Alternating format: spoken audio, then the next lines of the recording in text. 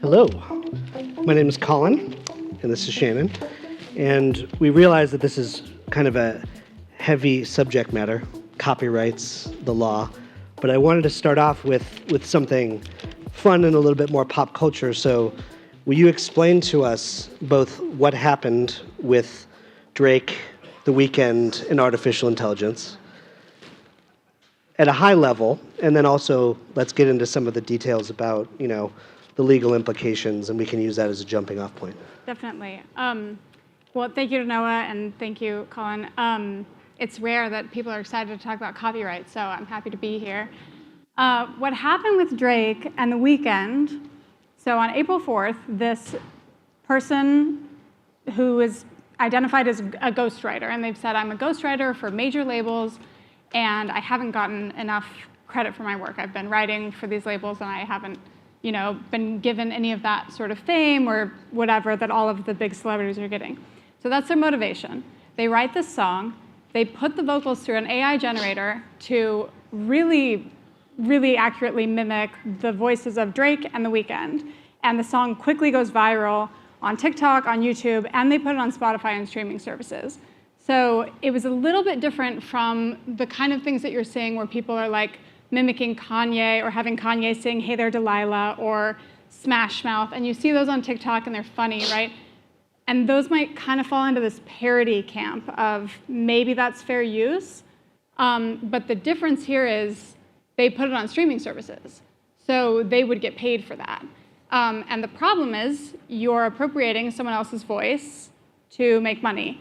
So the major labels are very nervous about this, right? Universal represents both The Weeknd and Drake. They get it taken down pretty quickly once it starts to get attention. And the interesting thing is they were not able to take it down because of copyright.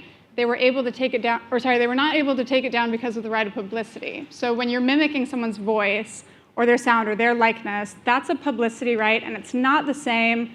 It kind of falls on the same camp as intellectual property rights, but it's different than copyright. But they were able to get the work taken down because of this copyright technicality where the lyrics had included some already copyrighted lyrics. So it opens up some pretty big questions about like, what are major labels and music publishers going to be able to do if people are making money or making songs appropriating Beyonce or Taylor Swift. And if they don't have that copyright hook that they had in this case, what are they going to do? So there's a lot of big questions, and I think they fall into sort of the publicity and the copyright buckets, and those kind of all go together. And we were talking over there about Grimes had to walk something back. Explain what happened there. So Grimes, after this all happened, gets on Twitter and goes, I think it would be really cool to be fused with the machine. So please feel free to use my voice. And then in the next tweet, she goes, actually, feel free to use my voice, but give me 50%. And then in the next tweet, she goes, sorry, now my lawyers are weighing in. Feel free to use my voice, but not for anything wildly offensive, So it's this interesting question of, if you're using someone else's publicity right, even with their consent, how far are you going to let that go? And what's funny about that is it was clear that she had kind of like an interesting provocation of like giving her thoughts on technology in the future and stuff, but then it was like, and the more I've thought about this, yes, the more I've opened up a can of worms, right? Oh yeah, because it's a cool concept, and then there's a lot of big questions. And that's what's important with this conversation, is we have a room full of people in the creative worlds, in the brand world, marketing world, builders, and we want to experiment with new things, but we also need to know when we can go off-piste and when we can't go off-piste.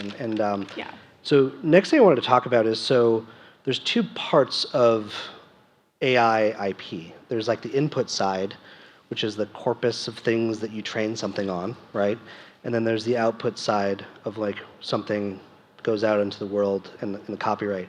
I would love for you to kind of just talk about those two modalities. Yeah, so when you're looking at sort of the copyright concerns on the infringement side, it has a lot to do with this exclusive right to reproduction and distribution. So if I own a copyright in a song, I have the exclusive right to reproduce it, I have the exclusive right to distribute it, and I have the exclusive right to make or authorize other people to make derivatives, like remixes and arrangements, things like that.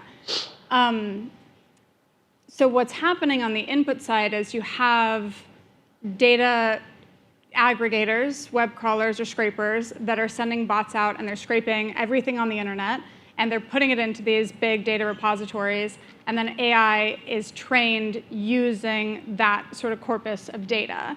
And to the extent that it includes, and we know that it often does include, copyrighted material, there's a really big question as to whether that violates copyright owners' rights to reproduce and distribute their works, but also have that derivative component of, if you're using it to make something else, are you getting permission and consent for that?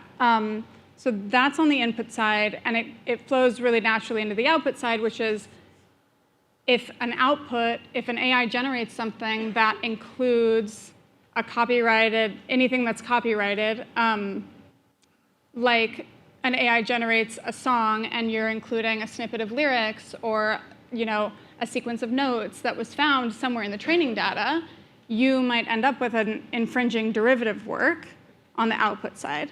And then the other really big question that's not so specific to input or output, but like in the copyright world, what we're talking about is this bad for human creators? And how do we harness these tools without creating a system where human creators put work out into the world and then AIs take it, learn it, put out new material that competes with humans at a cheaper and faster pace?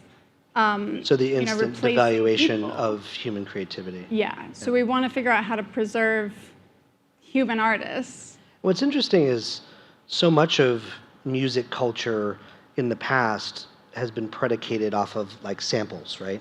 Taking a break beat, speeding it up, making a drum and bass track, right? So we've had so much interesting precedent with snippets of intellectual property creating something new. Yeah. But there's a system by which those originators are compensated. Yeah. Yeah. If you're sampling something, you license it. Mm-hmm. Ariana Grande famously released 7 Rings, which borrows really heavily from Rodgers and Hammerstein, Sound of Music. And the Rodgers and Hammerstein guys got 90% of the publishing for that song because of how heavily it was sampled. The funny story about that with Trent Reznor ended up making money off of Old Town Road. Oh, because there was a loop from a Nails record, right? Yeah. Yeah. Yeah. Noah alluded to, but you're probably one of the only people that's read all of the new, U.S. Copyright Office guidelines. I have read it. Give us the TLDR on that for those that aren't as legally minded. Yeah, so the Copyright Office put out this guidance. It was in response to a case where they had to reject a copyright application because someone said that they were the author, but really there was an AI author. It was a comic book case. The text was written by a human. The photos were generated by an AI. And the Copyright Office said, we'll give you the copyright in the text and in the selection and arrangement of the photos, but we can't give you a copyright in the photos, or in the images, because they're not human authored. So the guidance came out right on the heels of that.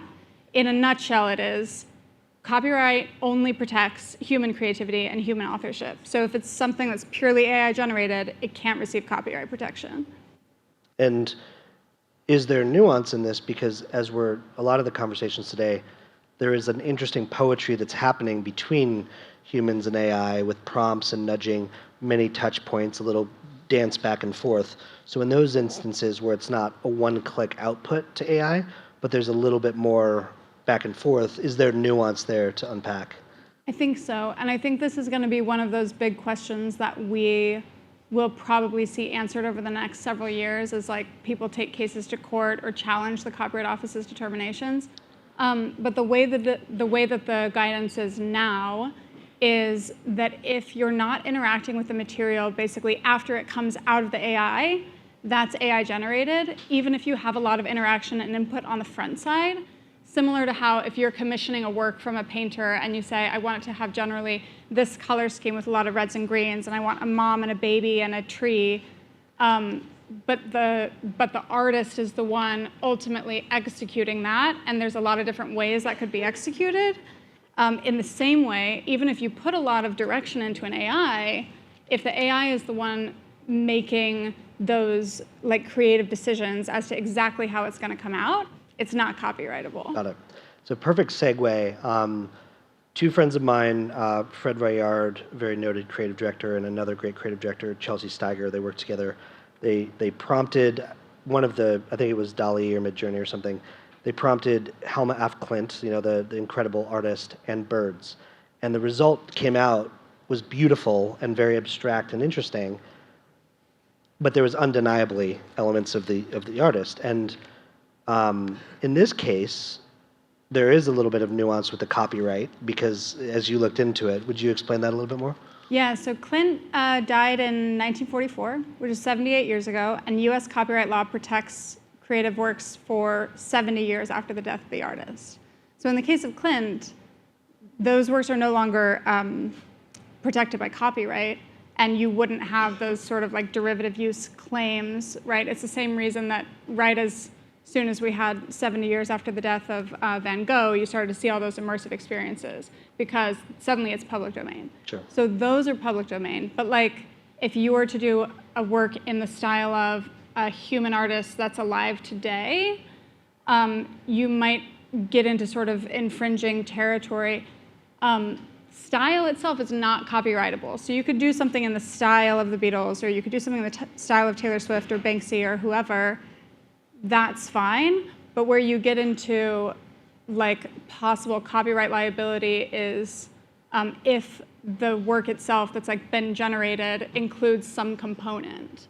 And so I think like it's really important if you're going to be using anything that's generated by AI to know where the source is, and to make sure that whatever the company is that's running whatever system you're using has vetted their source material and all of their training data, and has put in like certain protocols to make sure that like whatever is generated is not infringing.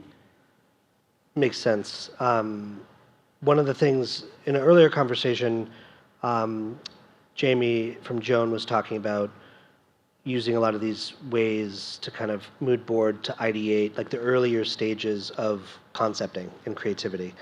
You have, I think she referred to it as like getting past like the blank page syndrome. So there's two uses that I think are very valid for a lot of creatives in this audience and makers in this audience, using generative AI to mood board or to start showing some directions. Like visually, this means, hey, take my brand and stretch it 5 ways, or take this visual direction and explore where we could go. Is that, for internal ideation purposes within an organization, a company, do people need to be concerned with that, or is it okay provided it kind of stays in the house? I mean, I think as a copyright lawyer who represents creators, I have to say that any reproduction that's made without authorization is an unauthorized reproduction. However, when you're working with stuff that's internal and it's not going somewhere and you're not commercializing it, it probably functions very similar to tearing a page out of Vogue or a Pinterest board. So internally, I think that's a great use for it and pretty safe. And what's interesting is those generative things that you put to kind of generate, they can take things multiple directions much farther than that static mood board, right? You can see variations and hallucinations on the theme in a weird and interesting way. But as we're creative agencies and makers are thinking of the next step out of that, it's very important that the artist, the art director, the copywriter perhaps takes inspiration from that and then builds from that direction, right? Yeah, and it's important too if you want to protect your branding, because if AI-generated material is not copyrightable, you also can't stop someone else from using it. So if you have AI-generated art and that's part of your branding, you do have you could get trademark protection for certain things, and that doesn't have the human authorship component. But in general, if I'm going to look at if I'm going to have an AI generate a song or a jingle or something for an ad, I can't stop other people from using that if I don't enjoy copyright protection. So I think there's both the liability side to think about, where you don't want to accidentally, infringe, but you also want to be able to protect your content. And so that human component's really important. And I would think about, sort of both sides of that as you're looking to use AI in there's an important distinction, because there's a lot of creative agencies that are working on behalf of brands, and then there's brands. So if you're sitting within Coke and the trademark and the iconicity there, you have to be very careful, as a steward of that, right? Yeah, for sure. The last thing I wanted to talk about, getting a little future facing here. We were joking. Let's say that there's all of the rights to every Prince recording ever made, and what would it be like allowing someone to sort of API into that for a limited amount of time to create some sort of generative thing, right? Whether it's art, whether it's a new song, is there a role for the people that own these rights to be doing future-facing, limited time licensing in order for a creator, an artist? I mean, imagine what Brian Eno could do if he's tapping into the combined work of something, right? Oh, yeah. And so what gets very interesting to me is ways that are still compensating the estate or the ownership, while also allowing an artist a limited dip into something like that. Yeah, for sure. And I think I would not be surprised at all if we see that. I think when you have the rights holders involved in it and consenting to it, I mean, who knows what that could look like? It would probably differ based on whoever's catalog and whatever they were comfortable with, right? But or the estate in the case of Prince. But I think that's a very real possibility. And it's also compelling. One of the things I love the most early on with this project that Noah was working on is all of the generative imagined brand collaborations, right? And when something has really, really strong brand codes, it kind of comes through. But so many brands are collaborating, and let's say I'm small brand that's collaborating with big brand. The big brand could give the small brand access, like we would now. Hey, you could go into our archives and dig around and find something. But in the future, it might be like, oh, we're going to give you limited access to kind of vacuum what you want to see what you come up with. You know what I mean? So there's something very interesting about the sanctioned collaborations, where rights holders are respected, but it's done with a limited time, limited window, and using some technology. I'm using the kind of API reference, but who knows what it will be. Yeah, I mean, take the Grimes case. What if someone put out a really cool album, and she got to say, yes, I think that use was good, and I'm okay with this, and I'll get 50% or whatever, the split is. Yeah, I love, Sam Valenti and I had coffee earlier, and he cited the Grey album, right, which was like Danger Mouse, and that set aside. It made a career, it kind of supercharged a career. It had a lot of rights issues with it, but it was like a piece of art that was kind of compiled from a lot of recombinant things, and the future of that is interesting. From an artist respectfully doing something, and then it's sanctioned, and that it propels a new career. Right. Like that. I mean, take the Bob Dylan new Basement tapes, right? Yeah. You could have those in his voice. Yeah. And he could decide. Yeah. And I think there's massive potential there. Yeah. And that's what's exciting to me is there's obviously huge, scary implications legally and for the rights owners and the respect of original craft and creativity. But I think as this world is built and comes together, there's some interesting territories to make new stuff, right? Yeah. And I think that's where the value is going to be when the novelty wears off a little. Yeah. Because we're in a phase right now where it's the open possibilities, but as it matures a little bit, where does that value lie? Yeah. Cool. Well, thank you for joining us. This was awesome.